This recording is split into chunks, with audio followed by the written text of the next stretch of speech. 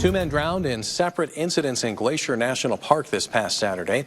A 26-year-old man from India drowned when he went to Avalanche Creek. About 8:30 in the morning, he was swept up by the current and went into the gorge where rangers believe he became trapped underwater. Recovery efforts have been scaled back due to high water levels from snowmelt conditions. The second drowning occurred at Lake McDonald near Sprague Creek Campground around 6 p.m. Saturday evening. A 28-year-old man from Nepal was about 30 yards out from shore when he went underwater and never resurfaced. Divers from the Flathead County Sheriff's Office recovered the body just before 8:30. This brings the number of confirmed drownings in Montana within the last 3 weeks to 8, in addition to one presumed drowning.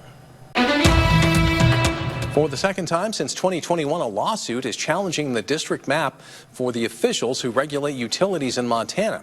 This time, they're claiming the new lines were drawn for political benefit. MTN senior political reporter Jonathan Ambarian has more on where the suit stands now. During the 2023 legislative session, the Montana legislature redrew the district lines used to elect 5 members of the Montana Public Service Commission.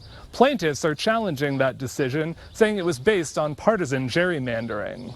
The PSC districts hadn't been updated in almost 20 years when a federal court ruled in 2022 that they needed to be adjusted to make their populations more equal. That year's elections were conducted using a court-drawn map. In 2023, lawmakers came up with their own plan. It switched from dividing districts by county to using state legislative districts. And it split Montana's largest cities between 2 districts. The plaintiffs said the map was intended to ensure Republican dominance on the commission and meant other voters didn't have a fair opportunity to influence election results. Lawmakers denied the map was an intentional gerrymander, and the state said there were legitimate interests behind it. Monday's hearing focused on whether the trial in this case should be before a jury. The state asked for a jury, saying it was appropriate for them to decide factual questions like the intent of the legislation. Even if the court said, okay, I'm not going to put that one to the jury, that one's for the judge,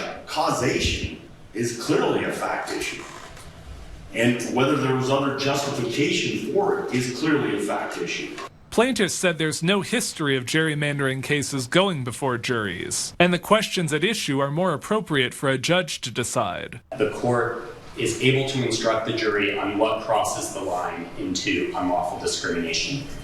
There is no pattern here for instructing the jury on how much partisanship is permissible in a political gerrymandering case. Regardless of whether a jury is called or not, the trial is scheduled to start December 10th. Judge Chris Abbott has said he hopes the case can be resolved in time for the next legislature to take action. 3 seats on the PSC are open in this year's elections, the first held under the new district lines.